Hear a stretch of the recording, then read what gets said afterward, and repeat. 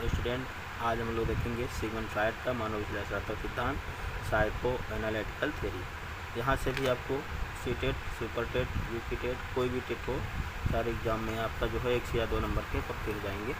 तो अब ध्यान दीजिएगा, इसको अपना कापी पेन लेके नोट डाउन कर लीजिएगा। तो हम लोग देख लेते हैं जहाँ से आपके जो है महत्वपूर्ण क्वेश्चन जो है एग्जाम में पूछे जाते हैं, उसको हम लोग देखेंगे। तो आपका यहाँ पे सिगमंड फ्रायड मानव विश्लेषणात्मक सिद्धांत साइको एनालिटिकल थ्योरी, इस सिद्धांत का प्रतिपादन सिगमंड फ्रायड ने किया था, जो ऑस्ट्रिया के निवासी थे। इस सिद्धांत में मन या मस्तिष्क का विश्लेषण किया जाता है। तो पहला क्वेश्चन आपका आ जाता है कि सिगमंड फ्रायड ने कौन सा सिद्धांत दिया था? तो मनोविश्लेषणात्मक सिद्धांत। और वो कहाँ के निवासी थे? तो इनके देश से भी आ जाता है एक नंबर का आपका, ये तो ऑस्ट्रिया के निवासी हैं। और उन्होंने कौन सा मतलब किसके बारे में बताया था? मन या मस्तिष्क का विश्लेषण किया था। इन्होंने 3 टाइप के मन बताए हैं। पहला चेतन मन, दूसरा अर्धचेतन मन, तीसरा अचेतन मन। इसको चेतन मन को कॉन्शियस माइंड कहा जाता है 10%, अर्धचेतन मन सबकॉन्शियस माइंड, अब अचेतन को अनकॉन्शियस माइंड कहा जाता है, जिसमें 90% जो आपका होता है। तो यह मन प्रेजेंट के विचारों से रिलेटेड होता है। जो चेतन मन होता है वो प्रेजेंट के विचारों से रिलेटेड होता है। अर्धचेतन मन जो होता है इसमें हमें तुरंत ज्ञान नहीं होता, लेकिन कुछ टाइम देकर याद किया जा सकता है। अचेतन में इसमें वे बातें होती हैं जो हम भूल चुके हों और हमें याद करने पे भी नहीं आती याद। अब यहाँ पे जो 10% है पहला चेतन मन, वह यहाँ पे प्रेजेंट के विचारों के रिलेटेड होता है। प्रेजेंट के विचार का मतलब जिससे अगर आपसे कोई पूछे कि आपका क्या नाम है, तो आप तुरंत बिना हिचकिचाए तुरंत बता देंगे, यानी क्योंकि आपके प्रेजेंट रिलेटेड है, इसलिए आप तुरंत उसको बता लेंगे। अब इसमें जैसे पहले वाले में 10%, तो यानी कि यहाँ पे आपको प्रेजेंट के विचारों होता है, तो आप अपना जैसे कि कोई किसी का नाम पूछे तुरंत उसको जवाब दे देगा कि हमारा ये नाम है। तो यहाँ पे प्रेजेंट के विचारों पर होता है। लेकिन दूसरा क्या है अर्धचेतन मन, इसमें क्या होता है आपको तुरंत ज्ञान नहीं होगा, लेकिन कुछ समय बाद याद हो जाता है। जैसे अगर कोई पूछे, जैसे आप कभी पढ़े हों या किसी के बारे में जानते हो, तो आपको कुछ देर बाद आपको याद हो जाएगा। जैसे अगर पूछा जाए कि कोरोना वायरस कब आया था, तो कुछ आपको दिमाग में तुरंत नहीं आएगी, लेकिन कुछ समय बाद याद आएगा कि हाँ जैसे 2019-20 में आया था, तो आप बता सकते हैं। ऐसे ही अर्धचेतन मन 90% इसमें भूल जाते हैं। तो जैसे आप इसमें क्या होता है आपको याद रहेंगे, लेकिन वो आप 90% भूल जाएंगे, वो आपको याद उस समय याद नहीं आएगी जैसे ज़रूरत पड़ेगी।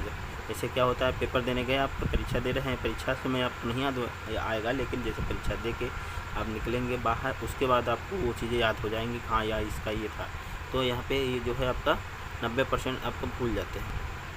अगला है आगे इसी में फ्रायड ने व्यक्तित्व यानी पर्सनालिटी को 3 भागों में बांटा गया। पहला इदम, दूसरा ईगो, तीसरा सुपर ईगो।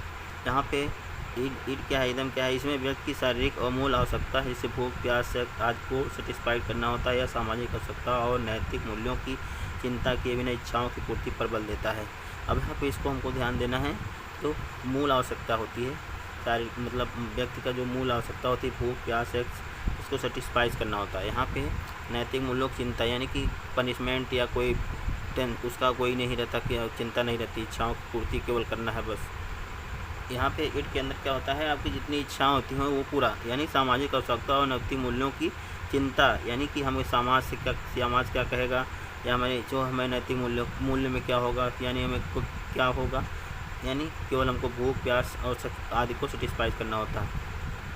जैसे चोर है चोरी करेगा, तो उसको ये नहीं ध्यान रहेगा कि समाज क्या कहेगा, पकड़े जाएंगे तो क्या होगा, यानी नैतिक मूल्यों से कोई मतलब नहीं उसको।